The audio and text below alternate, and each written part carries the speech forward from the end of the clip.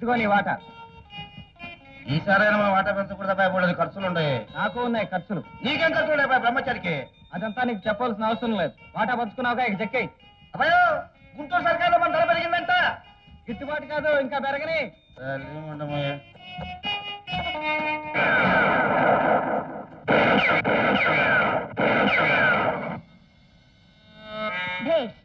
భలే తోడు దొంగలు. ఈ రాజ్యాలు పాలిస్తున్న వాళ్ళంతా దొంగలు కాక దొరల. వాళ్ళు ధనం కోసం ఏమైనా చేస్తారు. వాళ్ళ డబ్బు కోసం నేను ఎంత పనైనా చేస్తాను. డబ్బు కోసం ఎంత మోసమైనా చేస్తావా? అంతకంటే ఎక్కువైంది మరొకటి ఉంది. దానికోసం ఏమైనా చేస్తాను. ఇంతకీ నువ్వెవరు? డబ్బు కన్నా ఎక్కువైన దాన్ని. కాదు, డబ్బు కోసం ఎంత పనైనా చేసే దానిలో ఉన్నావు. నీ పేరు? నా పేరు బిజిలి. ఇక నీ మనసులోని నా మచిలి.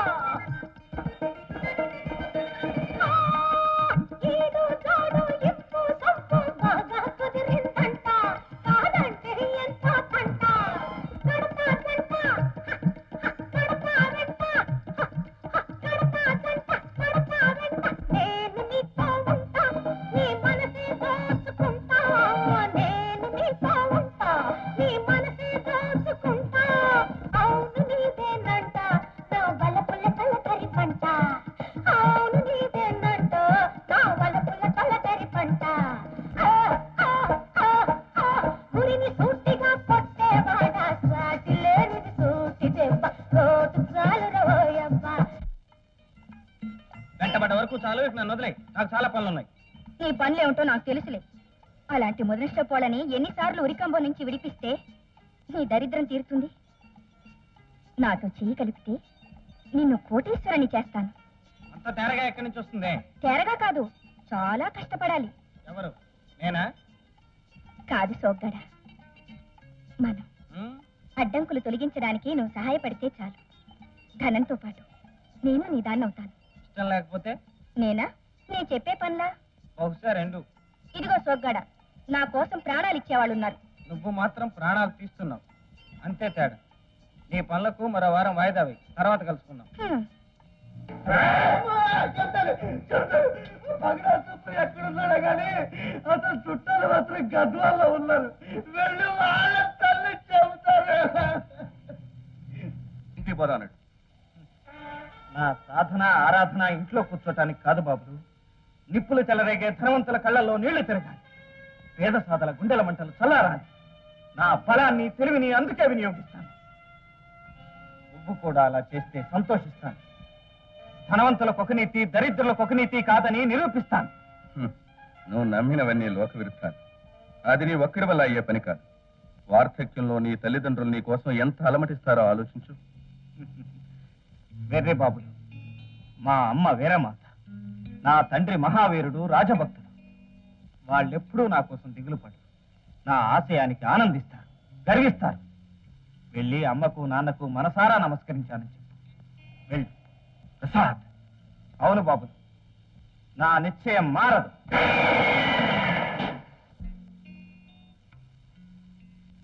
ఇక గద్దలు రాబందులు దిక్కులేని పక్షులను హింసించలేవు.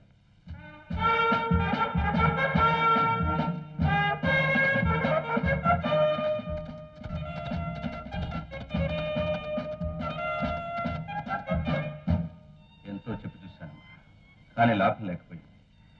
కృష్ణప్రసాద్ రానంటే రానన్నాడు. చూసారా, బాబు రానన్నాడట. వాడిని చూడండి, నేను బ్రతకలేనండి. నేనే వెళ్ళి చూసుకురండి. అన్నపూర్ణ, నీ వెళ్ళి కానీ నేను పిలిస్తే మాత్రం వాడొస్తాడా? మన పిలుపు కంటే పేద ప్రజల కన్నీటి పిలుపే బలమైంది. వాడిని మనం మర్చిపోవటం మంచిది. కన్న బిడ్డలు ఎలా మర్చిపోగలనండి? నేను ఎలా మర్చిపోగలనండి? ఊరుకో అన్నపూర్ణ, ఊరుకో. చూడు, మన ఇద్దరి కళ్ళనీడు తుడవటానికి ఇంట్లో కూర్చోవడం కంటే కొన్ని లక్షల మందిని కాపాడటానికి బాబు కంకణం కట్టుకోవడం గొప్ప కదంటాం. దేశంలో ఎందరో పుడుతూ ఉంటారు, కానీ దేశం కోసం కొందరే పుడతారు అన్నపూర్ణ. మన బాబు అనుకున్నవన్నీ సాధించుకుని తిరిగి రావాలి. ఆనంద బాష్పాలతో వాడిని మనం ఆశీర్వదించాలి. ఆ రోజు తప్పకుండా వస్తుంది అన్నపూర్ణ, తప్పకుండా వస్తుంది.